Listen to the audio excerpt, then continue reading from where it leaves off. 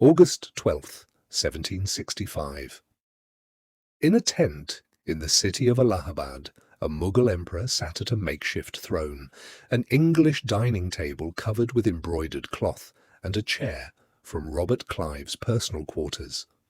Outside, 30 million people went about their lives in Bengal, Bihar, and Orissa, farming, weaving, trading, unaware that what was about to happen in that tent would change everything. The transaction took less time than it would take to sell a donkey.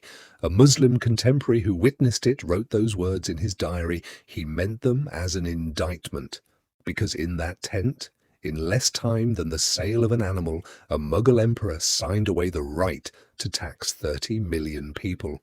And from that day, for the next 173 years, almost every pound those people earned went to London. This is the story of what Britain took from India, how they took it, what they built with it, and what it cost. Before the British arrived, India was the wealthiest civilization on earth, not in the way that gets romanticized, in the way that can be measured. India produced 25% of all manufactured goods in the world. Its cities were wealthier than London. Its trade routes connected China, Arabia, East Africa, and Europe. The port of Surat, on India's western coast, was described by European travelers as more magnificent than any city they had ever seen. And the textile weavers of Dhaka, in what is now Bangladesh, produced a fabric so extraordinary that the Mughal emperors gave it a name. They called it woven air. It was so fine, so delicate, so impossibly light, that a full sari could be folded and placed inside a matchbox. Europeans who encountered it in trade reports described it as a fabric that defied explanation. This was not luck. This was the product of thousands of years of accumulated knowledge. The Arthashastra, written by the ancient Indian scholar Chanakya in the 4th century BCE, describes market regulations, quality control systems, trade routes, and economic frameworks that were producing and protecting this level of excellence 1,000 years before Britain had a merchant navy. India was not undeveloped when Britain arrived. It was the most sophisticated economic civilization on earth, and Britain came first as a customer, because India had something Britain desperately needed, and Britain was willing to do anything to get it. Most people assume Britain took India's wealth the way pirates take treasure, with guns, with force, in public.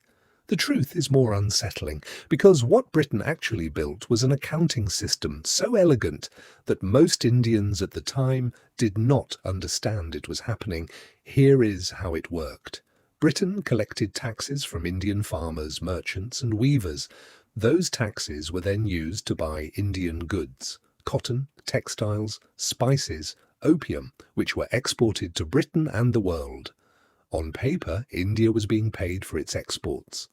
In reality, India was being paid with its own money, taxed from its own people, and then charged the costs of running the colonial administration on top.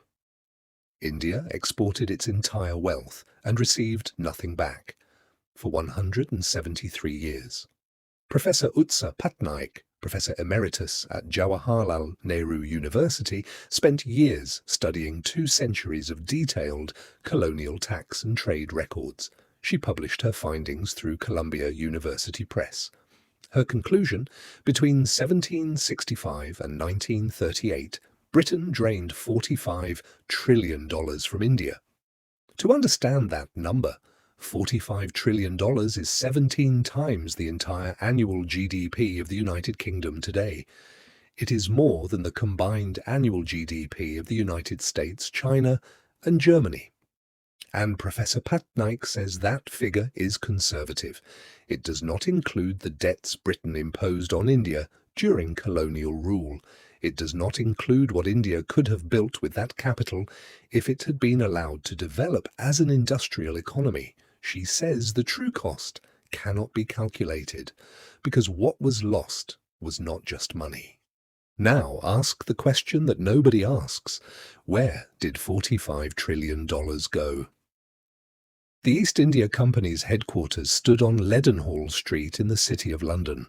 Visitors described it as a palace. It was funded entirely by Indian tax revenues.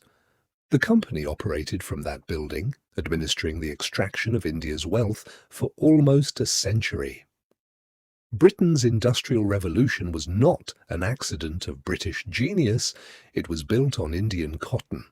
The mills of Manchester and Birmingham ran on raw cotton extracted from India, while Indian weavers, who had been producing the finest textiles in human history for thousands of years, were taxed into poverty and forced to sell their output at prices 20 to 40% below market rate.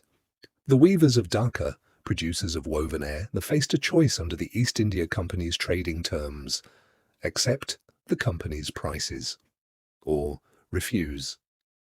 Contemporary records document what happened when they refused. Some weavers cut off their own thumbs so that they could not be forced to weave at all.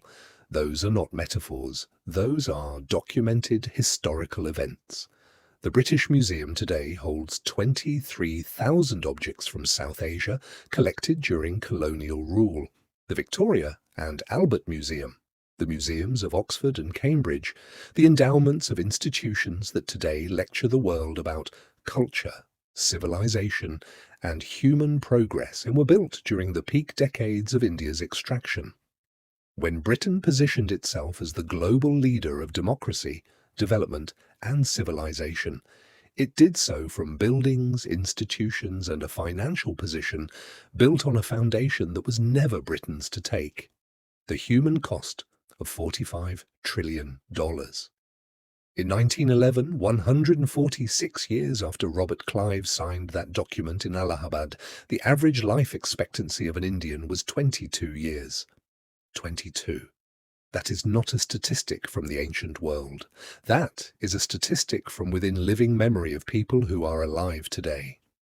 Per capita food consumption in India dropped by 1/3 under British rule. A country that had fed itself for thousands of years was being systematically starved, not by drought, not by failure of agriculture, but by a system that extracted food as a taxable export while the people who grew it went hungry. In 1770, just 5 years after that document was signed, Bengal experienced a catastrophic famine. 30 million people lived in Bengal, Bihar, and Orissa. 10 million of them died, 1 in 3 people. And the East India Company, which was now the official tax collector of the region, increased land taxes by 10% in April 1770, during the famine. The muslin weavers of Dhaka, whose craft had been called woven air, were reduced to begging within 2 generations. By the mid-1800s, the finest textile tradition in human history was effectively extinct, not because of competition, because of deliberate policy. When Britain finally left India in 1947, after 173 years, it left behind a country with a literacy rate of 12%. And an average life expectancy of 32 years. They called it the jewel in the crown. There was a man who knew all of this, who calculated it, who stood in the British Parliament and said it to the people committing it. His name was Dadabhai Naoroji. In 1892, he became the first Asian member of the British Parliament. He had spent decades calculating what he called the drain, the systematic extraction of India's wealth to Britain. He presented his data to Parliament. He named the mechanism. He quantified the cost. The British Parliament heard him and dismissed him. He died in 1917. The drain continued for another 21 years after his death. In 2015, 123 years after Naoroji stood in Parliament, Shashi Tharoor stood at the Oxford Union and said, Britain's rise for 200 years was financed by its depredations in India.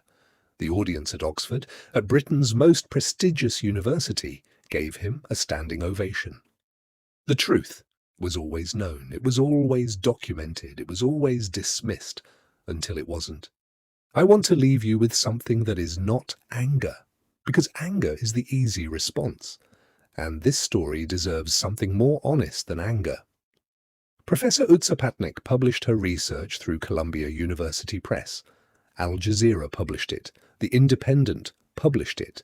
The data exists. The methodology is documented. The receipts, quite literally, are in the archives of the British government in London. The question is not whether it happened. The question is what we do with the knowledge that it did.